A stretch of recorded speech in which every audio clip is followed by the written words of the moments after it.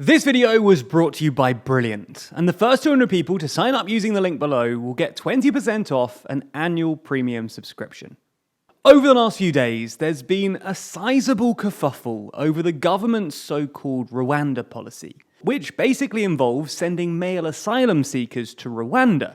After the European Court of Human Rights granted a Rule 39 request, which basically said that the government had to wait before deporting anyone, the first flight to Rwanda was cancelled at the last minute this week. In response, Boris Johnson told reporters that the government was considering leaving the ECHR, something that Conservatives have actually flirted with in the past. So in this video, we're going to do three things. Firstly, we're going to explain the Rwanda policy. Secondly, we're going to do our best to figure out whether it's legal. And then finally, we're going to ask whether the government would really ditch the European Court of Human Rights in order to preserve their policy.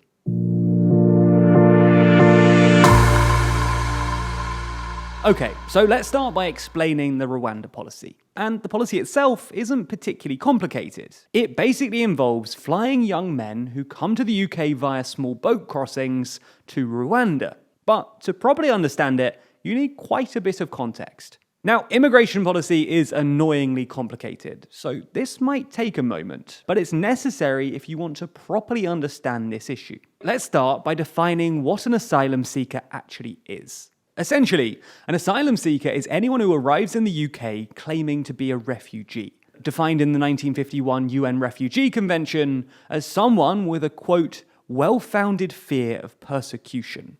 Now, while their application is being processed by the UK Home Office, these people are known as asylum seekers. If their application is approved, they then become a refugee.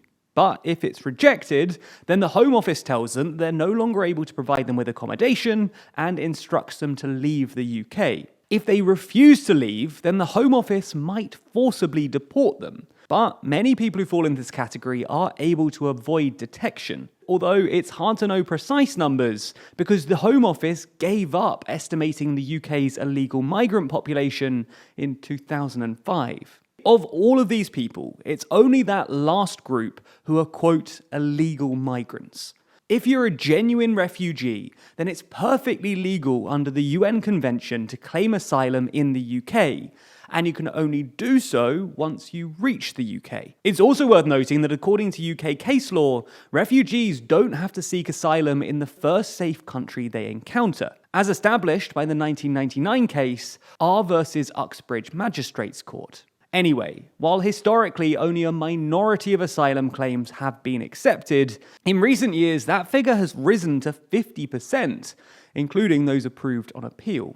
Now, sometimes commentators argue that refugees should come into the country via legal routes, usually referring to the UK's refugee resettlement programme. But while the UK has various refugee resettlement programs and participates in the UN's International Organization for Migration scheme, applying via these schemes is difficult because refugees don't really want to stay in their country of origin while they apply, and they often don't have enough time to sort out a whole load of bureaucratic paperwork before leaving. And among those who are able to submit the proper applications, only about 1,200 refugees were resettled via these schemes in the 12 months ending September 2021, compared to some 30,000 asylum applications that were received during that time period.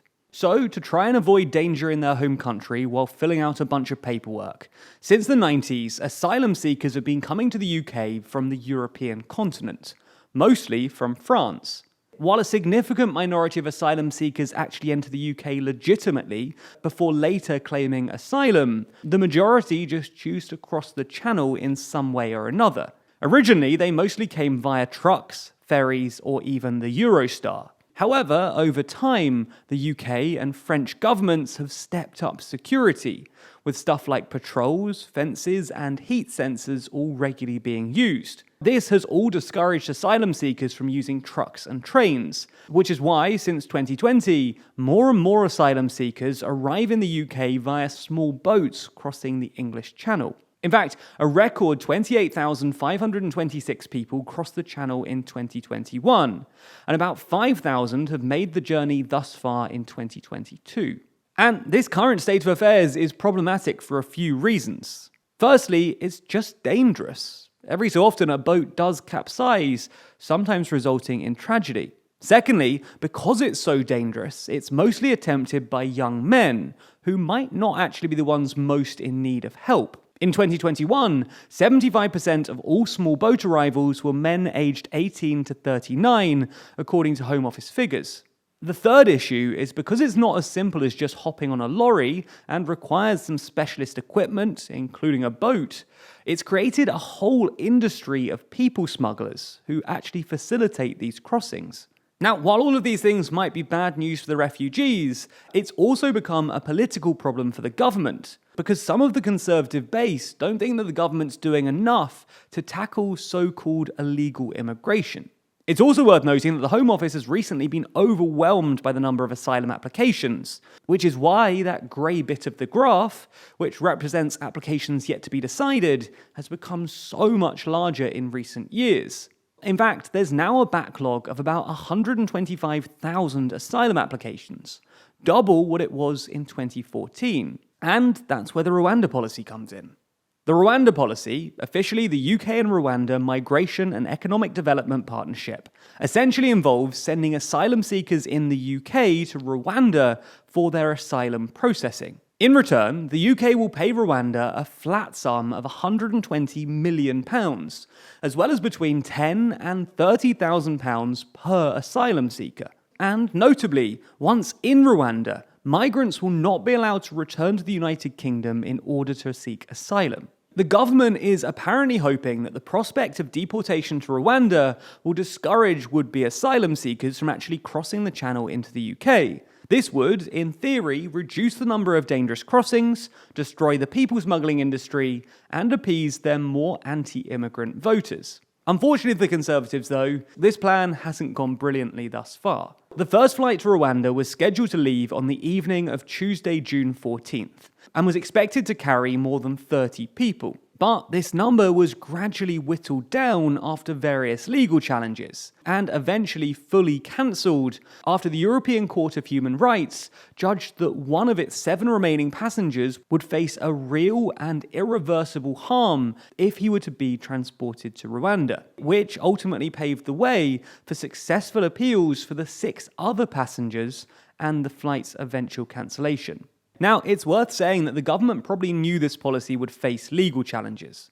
Similar policies, like Australia's Pacific Solution, have been beset by legal challenges, and various UN officials have said that they don't believe the policy is consistent with the UN's refugee law. But unlike Australia, the UK is also bound by the European Convention on Human Rights, as a member of the Council of Europe, which means that it can't just ignore the court's rulings. But the government apparently has a solution for this issue: to leave the ECHR. On Tuesday, Johnson said that it may very well be necessary to leave the ECHR if that's what's required to get the policy through. And Downing Street later confirmed that Johnson was considering withdrawal. This isn't an entirely new idea either. The government's proposed UK Bill of Rights would at least limit the ECHR's influence over domestic UK law. But if they were to go through with it, this would still be pretty huge news. Only 2 countries have ever withdrawn from the ECHR: Greece temporarily after a military coup, and Russia after invading Ukraine. And it's also worth noting that the Good Friday Agreement expressly requires the UK's participation in the ECHR, so leaving it would require renegotiating parts of the agreement, which wouldn't be a good idea. Ultimately, the government looks unlikely to actually leave the ECHR, and this means that the Rwanda policy will remain relatively toothless in the near future. Whether Johnson scraps the policy, though, probably depends on whether he's able to convince the electorate that they ought to blame lefty lawyers instead of his government for a costly but thus far ineffective policy. And with that first flight to Rwanda costing an estimated £500,000 and leaving empty, I hope you're better at managing your finances than the government is. But if you're looking to brush up on your maths, computer science, or STEM knowledge, then you should consider signing up to Brilliant. Brilliant is an online STEM learning platform where you can learn everything you need to know to better understand the modern world. In fact, that's kind of what TLDR is all about too, taking complex subjects that seem scary from the outside and turning them into something more understandable. and in turn making the world a less daunting place. And understanding STEM better could mean all kinds of things for you. It could help you thrive at work, improve your grades at school, or even just help you learn something exciting and new. No matter what your reason is, taking some time to learn with Brilliant is a whole lot more fun than the boring computer science lectures that I had to take at university. There's no long talks and no textbooks. It's all about interactive experiences that are being put together by experts in their field to help you learn by doing. So if you want to improve with STEM, then you can sign up to Brilliant at brilliant.org/TLDR UK. And the first 200 people to do so will get 20% off an annual premium subscription. Thanks for supporting the channel.